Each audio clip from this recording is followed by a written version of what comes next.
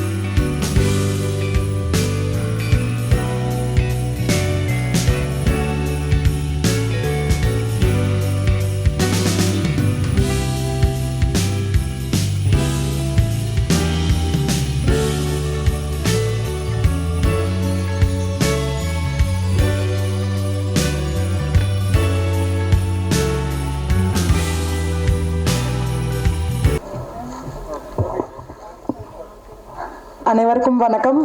Media representatives, ஸ்டேஜில் இருக்கிற dignitaries எல்லாருக்கும் ரொம்ப வணக்கம். கட்ஸ். ஃபர்ஸ்ட் ஆஃப் ஆல் இந்த சான்ஸ் எனக்கு கொடுத்த ரைட்டர் டைரக்டர் ரங்கராஜ் சார் ரொம்ப ரொம்ப தேங்க்யூ சார். நான் செகண்ட் ஹீரோயினாக பண்ணியிருக்கேன்னு மேம் சொன்னாங்க. எஸ், ஆனால் கேரக்டருன்றது ஒவ்வொரு ஸ்டோரிக்கு ஏற்ற மாதிரி மாறும். ஸோ இதில் எனக்கு கொடுத்த கேரக்டர் என்னை பொறுத்த வரைக்கும் ரொம்ப ஒரு டிஃபிகல்ட்டாக நான் எஸ்டாப்ளிஷ் பண்ணியிருக்கிற ஒரு character. I was very blank நான் உள்ளே போகிறப்ப. அதுக்கான ஃபுல் சப்போர்ட் கொடுத்து எப்படி பண்ணும் என்ன பண்ணும் ஹவு ஷுட் ஐ போட்டு இந்த கேரக்டர் எல்லாமே எனக்கு கற்றுக் கொடுத்த ரங்கராஜ் சார் ரொம்ப ரொம்ப தேங்க்யூ சார். ஒவ்வொரு இன்ச்சான ஒரு டீட்டெயில்ஸ் நீங்கள் எனக்கு கற்றுக் கொடுத்தீங்க. Yes, it is a new platform. எனக்கும் இது ஒரு நியூ பிளாட்ஃபார்ம். ஆனால் நீங்களும் இதில் ஒரு நியூன்றது அவ்வளோ ஈஸியாக என்னால் கண்டுபிடிக்க முடியல. ஏன்னா நான் என்ன பண்ணுன்றது என்னை விட பர்ஃபெக்டாக நீங்கள் வந்து எனக்கு நடிச்சு கற்றுக் கொடுத்தீங்க. அண்ட் அதான். And I just want to say thank you so much for the opportunity every one, all the dignitaries என்னை மென்ஷன் பண்ணதுக்கும், all the media representatives every ஒனுக்கு ரொம்ப மென்ஷன் பண்ணதுக்கு ரொம்ப தேங்க்யூ. கட்ஸ் படத்துக்கு உங்கள் சப்போர்ட் கண்டிப்பாக வேணும். ப்ளீஸ் உங்கள் சப்போர்ட்டை கொடுங்க. Thank you so much. இப்போ இந்த மேடையில் வந்து நான் நிற்கிறது காரணமே வந்து என்னோட 2 மகள்கள் தான். அம்மா,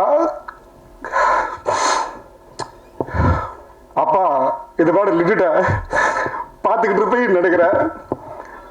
என் பிரைட்டல் அம்மா அவர்களுக்கும் ஜாக்கி அம்மா அவர்களுக்கும் ஐ லவ் யூடா. என் மனைவி ஜெயபாரதி அவர்களுக்கும் என் தாழ்மையான நன்றியை தெரிவித்துக் கொள்கிறேன். இவங்க தான் வந்து என்னை தூக்கி கொண்டு வந்து இந்த ஸ்டேஜில் நிப்பாட்டிருக்கிறாங்க. நான் வந்து 25 வருஷமாக சினிமாவில் போராடிட்டு இருக்கேன். எப்படியாவது நடிகராக ஆயிடணும், எப்படியாவது 99 ஸ்டார்ட் பண்ணி என்னோட கனவுகளை துரத்திக்கிட்டு இருக்கேன். ஆனால் எங்கே போனாலும் என்னென்னா பணம்ன்ற ஒரு விஷயத்தை கேட்டு என்னை வந்து சாவடிச்சிட்டாங்க. ஆனால் எனக்கு என்னென்ன ஒரே ஒரு விஷயந்தான், ஆனால் என்னால் பணம் கொடுக்க முடியும். அப்போ ஆனால் ஒரே விஷயம், நான் பணம் கொடுக்க மாட்டேன்னு தான் நான் நின்னேன். வீட்டில் கூட எல்லாம் ஒய்ஃபும் எல்லாமே சொல்லுவாங்க, ஏன் கொடுத்து தான் ட்ரை பண்ணேன்னாங்க. நான் ஏன் பணம் கொடுக்கணும்? பணம் நான் ஃப்ரீயாக நடிக்கிறேன், எல்லா காஸ்டியூம்ஸ் நான் வாங்கிக்கிறேன், எனக்கு செலவு பண்ண வேணாம், எல்லா சாப்பாடு செலவும் நான் பார்த்துக்கிறேன், நான் ஃப்ரீயாக நடிச்சு தர்றேன், எனக்கு வாய்ப்பு மட்டும் கொடுத்தா போதும். யாருமே வந்து அந்த ஒரு அங்கீகாரத்தை வந்து சரியாக கொடுக்கல. கூப்பிட்டு இந்த காவேரி காலேருந்து நம்ம ஏவிஆர் வரைக்கும் இது நான் சுத்தாத இடமே கிடையாது. இது கம்பெனி நண்பர்கள் யாருக்கும் கூட தெரியாது. டெய்லி ஷிஃப்ட் முடிஞ்சு சாயந்தரம் ஆச்சுன்னா கிளம்பிங்க வந்துடுவேன், வந்து நண்பர்களை பார்ப்பேன். எங்கேயுமே எனக்கு அந்த வாய்ப்புகள் கிடைக்கல. ஸோ ஓகே, நானும் சுற்றி சுற்றி சுற்றி சுற்றி பார்த்தேன், அந்த வாய்ப்புகள் கிடைக்கவே இல்லை. ஒரு சூழ்நிலை மன உளைச்சல் பயங்கரமாகி போதுண்டா, ஓகே இது மேலே வந்து நம்மளால் வந்து உடம்பாலையும் என்னால் வந்து ஒர்க் பண்ண முடியல, மனசாலையும் ஒன்றும் பண்ண முடியலன்னு சொல்லிட்டு கிளம்பிடுவோம் போதுன்னு சொல்லிட்டு கம்பெனிலேருந்து விஆர்எஸ் வாங்கிட்டு வெளியே வந்துட்டேன். வந்துட்டு ஒரு சூழ்நிலை சரி ஓகே ஊர் கிளம்பலாம், எல்லாம் ஃபேமிலியெல்லாம் வந்து ஊரில் செட்டில் பண்ணிட்டு போகலான்னு ஒரு பிளான் பண்ணும்போது திடீர்னு ஒரு சூழ்நிலை, ஏதோ ஒரு நண்பர்கள் வராங்க, வந்துட்டு பழகுறாங்க, ஒரு ஷார்ட் ஃபிலிம் எடுக்கிறாங்க. நம்ம ஏன் ஒரு சின்ன படம் எடுக்கக்கூடாதுன்ட்டாங்க. சரி எவ்வளோக்கு எடுக்கலாம், ஒரு 15 லட்சம் எடுக்கலாம். அப்போ நான் ஒரு கணக்கு பண்ணுறேன், சரி ஓகே இப்போ இந்த 15 லட்சம் நம்ம ஃபேமிலியை வந்து ஸ்டபுள் பண்ணிடலாம், ஒன்றும் பிரச்சனை கிடையாது அப்படின்னு சொல்லிட்டு அந்த 15 லட்சத்துக்கான ப்ரொடக்ஷனை ஸ்டார்ட் பண்ணுறேன். எனக்கு ப்ரொடக்ஷனை பற்றி பெருசாக நாலேஜ் இல்லை. ஸ்டார்ட் பண்ணுறேன், ஸ்டார்ட் பண்ணி உள்ளே இறங்கிட்டேன், வெளியே வந்துட்டேன். அப்புறம் தான் அதோட வழிகள் தெரிய ஆரம்பிக்குது. 15 லட்சத்துக்குள்ளே படம் பண்ண முடியாது அப்படின்னு. ஏடா அது காலை வச்சுட்டோம், பின் வாங்க மாட்டேன். அது என்னோட சின்ன வயசுலேருந்து ஒரு பழக்கம். சரிங்க, ஒவ்வொன்றா குவாலிட்டி குவாலிட்டி குவாலிட்டி. இந்த கலைத்தாய் அந்த யாகத்தில் வந்து கலைத்தாயோட யாகத்தில் எனக்கு எல்லாத்தையுமே போட்டேன். நான் வாழ்க்கையில் எல்லாத்தையுமே கொடுத்துட்டேன். இந்த கொடுத்துட்டு என்ன பண்ண போறேன்னு தெரியல லைஃப்ல. அப்பயும் என் மகள்கள் வந்து அப்பா விடுப்பா பார்த்துக்கலாம், அம்மா என்னம்மா நம்ம 15 லட்சம்லாம் வந்து சப்போஸ் நம்மளை ஏற்றுக்கிறாட்டி பிரச்சனை இல்லை, 15 லட்சம் படம் போடுறோம், நம்மளை ஹீரோவாக ஏற்றுக்கலான்னு பிரச்சனை கிடையாது அப்படின்னு சொல்லிட்டு படம் ஓடுது ஓடலை, ஓகே 15 லட்சம் நம்ம சேஃப் அப்படின்ட்டு. அப்புறம் ஒன்றுன்னா போட போட போட போட மொத்தமாக போட்டு அம்மா என்னம்மா என்னால் குவாலிட்டியில் காம்ப்ரமைஸ் ஆக மாட்டேன் சின்ன வயசுலேருந்து. அம்மா என்னம்மா மொத்தமாக போட்டேன், என்னம்மா நம்மகிட்ட இது அப்பா விடுப்பா பார்த்துக்கலாம், கீழே இருந்தாலும் மேலே வந்தோம், நீ நில்லுப்பா, இந்த மேடையில் ஒரு நாள் நீ பேசுவப்பா, அதனாக பார்க்கணுப்பா அப்படி. அம்மா திரும்பவும் சொல்கிறேம்மா ஐ லவ் யூப்பா. ஏன்னா எனக்கு சினிமா பின்னாடி கிடையாது, அரசியல் பின்னாடி கிடையாது, பணம் பலம் கிடையாது. ஒரு கடைக்கோடியில் கூடலூர்னு ஒரு ஊரில் இட்லி சுட்டு வித்துக்கிட்டு இருக்கிற ஒரு அம்மாவோட பையன் தான். அவன் இன்னைக்கு வந்து ஒரு நடிகனாக நிற்கிறன்றது என்னால் நம்பவே முடியல. எங்கள் வீட்டில் எல்லாரும் வந்து இங்கே நிறைய பேர் கேட்டாங்க என் வீட்டில் கூப்பிடலன்னு. என் மகள்கள் ஒரே வாசம் தான், நான் தேட்டரில் உன்னை பார்க்கணும், அது வரைக்கும் உன்னை பார்க்க மாட்டேன், சரிம்மா அப்படின்னு சொல்லிட்டு இது பண்ணேன். அதே மாதிரி இந்த படத்தில் ஒர்க் பண்ண எல்லா நண்பர்களுக்கும், ஏன்னா வள்ளிகள் நிறைய சந்திச்சாலும் நிறைய நண்பர்கள் எனக்கு உதவுனாங்க. சிவானி செந்தில் சார், டைகர் சக்கரவர்த்தி சார், நிறைய பேர் எல்லாருமே எனக்கு அதே மாதிரி ஒர்க் பண்ண எல்லாருமே வந்து பயங்கரமான ஒரு ஒர்க்கர்ஸ். ஏன்னா நான் என்ன நினைக்கிறேன்னா இந்த சினிமாவில் வந்து பார்த்தீங்கன்னா மேலே இருக்கிறவங்க மேலே வந்துக்கிட்டே இருக்கிறாங்க, படம் வர்ற சேர்றவங்க சேர்ந்துக்கிட்டே இருக்கிறாங்க. இந்த அடித்தட்டு மக்களை கீழே ஒர்க் பண்ணுறாங்கல்ல டெக்னீஷியன்ஸ், அந்த வழிகளை நான் பார்த்தவண்ணா. ஏன்னா நான் ஒர்க் பண்ணதெல்லாம் ஒர்க்கே கிடையாதுங்க. இந்த லைட்மேன்ஸ் தூக்கிட்டு ஓடுறாங்க பார்த்தீங்களா, சான்ஸே கிடையாது. Hats off to all technicians. ஏன்னா அவ்வளோ பேர் அவ்வளோ கஷ்டப்பட்டு ஒர்க் பண்ணும்போது அவங்களுக்கான ரெகக்னேஷன் பார்த்தீங்கன்னா அன்னைக்கான சம்பளம் தான். ஏன் அவங்களுக்கு வந்து எக்ஸ்ட்ரா பண்ண யாருமே மனசு வர மாட்டேங்குது. ஒரு லாபம் வருது, அந்த லாபத்துலேயே அவங்களுக்கு வந்து ஏதாவது பண்ணணும்னு தோண மாட்டேங்குது. இன்றைக்கி நான் என்ன சொன்னால் ஃபஸ்ட்டு ஸ்டார்ட் பண்ணுறேன் இந்த படத்தை, பட் அது நம்பிக்கையில் தான் சொல்கிறேன், நடக்குமா நடக்கலான்னு தெரியல, இயற்கையாக தான் பார்த்துக்கிறணும். இந்த படத்தில் இன்னொரு லாபம் வந்தாலும் வருமானம் தெரியல, இயற்கை தான் பண்ணணும். வந்தால் இனிமேல் OPRP ப்ரொடக்ஷன் எல்லா தயாரிக்கிற எல்லா படத்துலையும் வர்ற லாபத்தில் 50% வந்து இந்த சினிமா துறை சார்ந்தவர்களுக்கும் தமிழக மக்கள் கஷ்டப்படுற மக்களுக்கும் தான் என்னோட பங்கு போய் சேரும். அதை தான் வந்து நான் வந்து எல்லாருக்கும் தெரிவிக்க விரும்புகிறேன். நான் அதே மாதிரி இன்னொரு சின்ன விஷயம் என்னென்னா, இந்த சிறிய முதலீட்டு படங்கள் வந்து இருக்கு இல்லைங்களா, அது வந்து ஏன் ஓட மாட்டேங்குது அப்படின்னா, ஓட மாட்டேங்குது அப்படின்னு இல்லை, அது வந்து டிக்கெட்டோட ரேட் இருக்கு இல்லையா.